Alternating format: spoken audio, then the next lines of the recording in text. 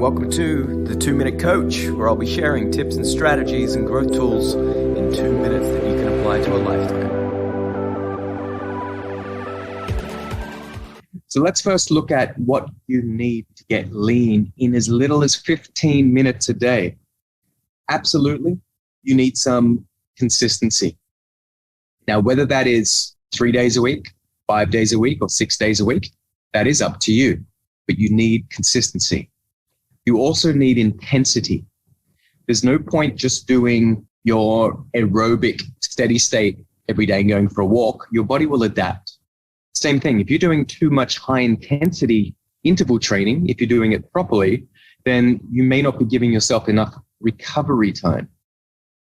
Maybe you haven't established proper routines that build habits and behaviors.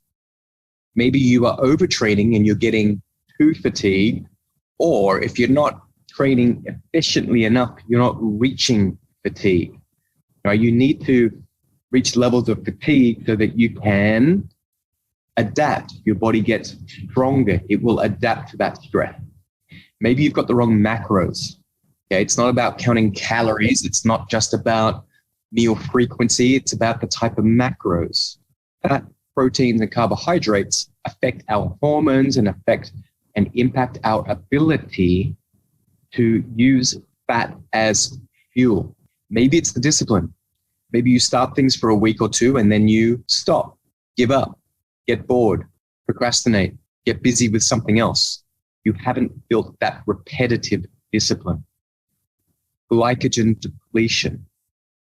Now, if you want to access fat as fuel, you need to deplete your glycogen through your training principles, through your strength, through your capacity, through your interval training, so that when you do eat carbohydrates, you then replete or replenish your glycogen stores. Just think, if you have a glass of water that is always full and you try and add more water being carbohydrates, it just overflows into the bloodstream and will get stored as fat. So you will never, and you will find it very difficult to get lean when you're not looking at that carbohydrate macro equation. Steady state, big one here.